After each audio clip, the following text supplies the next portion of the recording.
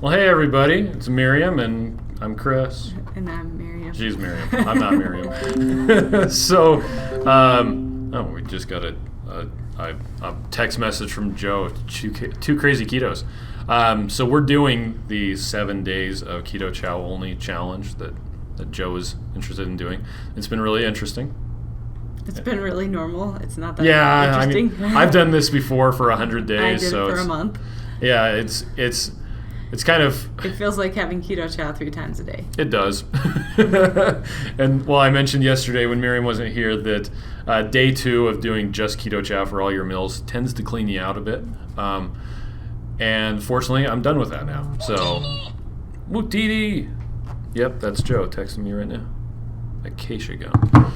Anyway, so we actually just got done watching the Two Crazy Ketos day number 2. Day 2, yep. So this is our day 2. Oh, it's actually our day 3. I mean 3. Yep.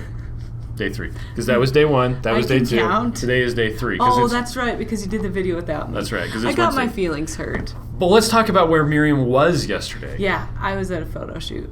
Yeah, with Chef Shammy. Yeah.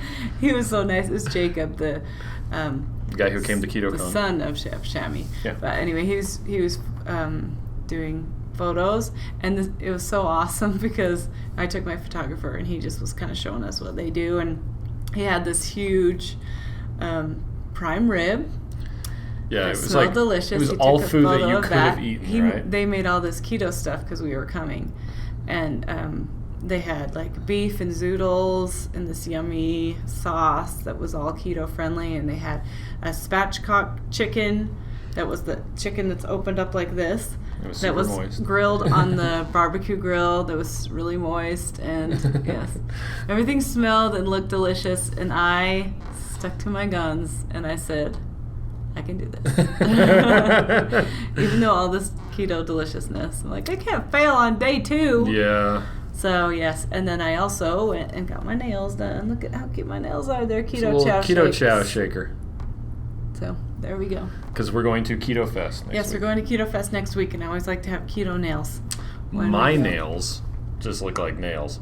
Yeah, they look like boy nails. But anyhow, so yeah, it's been a good day. I had vanilla mixed with cinnamon roll OOO flavors.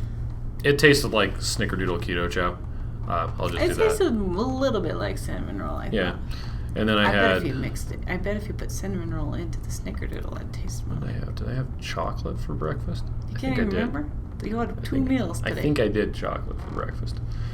Yep. I had chocolate for lunch and raspberry cheesecake for breakfast. That's right. So. And we're gonna go home and make more Keto Chow, and we're gonna make some with heavy cream because we're gonna put it in the ice cream maker. Oh yeah. And that sounds delicious. Or do we just want to bring the ice cream maker to work tomorrow and make it for lunch? Do it. Yeah, for lunch. That's totally. A good idea. We don't have to have one just here. We can bring one back and forth. Or we can just have one here too. Other people want to make Keto Chow into ice cream. It's true. I'm sure of it. Well, and we've tried it with butter, and it doesn't work out quite as well as using heavy cream. Well, it works out fine. It just doesn't taste as good. It tastes buttery. It tastes like buttery. You're having butter ice cream. Well, the consistency isn't as good too. Yeah, because the milk, milky. Yeah. So anyway, that's what's going on with day number 3. So, yeah. Anything else you want to talk about? We're doing a giveaway today with Leanne. Oh, that's right. We're doing our one of our bundles and drops and her new cookbook.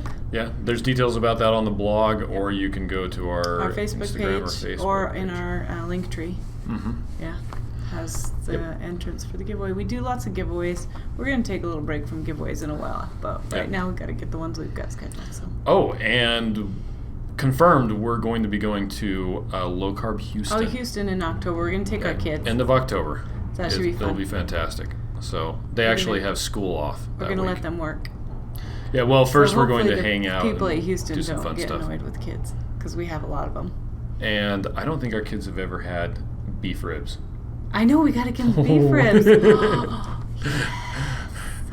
Yeah. Although it was hard to find them in Houston last time. I'm sure somebody can help us. I still have the places that I went to last time written down. Oh. They're I thought we couldn't saved. find beef ribs. No, we found beef ribs. Did we? Yeah. Oh. they were just difficult to find. So beef ribs are like the holy grail of difficult things to find as far as barbecue. You don't find it really outside of Texas, and even within Texas, it's more popular in Austin, not as popular in Houston. You can still find it in Houston, but you have to look. I'm willing to drive to Austin for beef ribs. How far away is it from Houston? It's like 5 or 6 hours. Oh, it's no big deal. I'll get a rental car. You and the kids can Texas is big. And I will drive to Austin.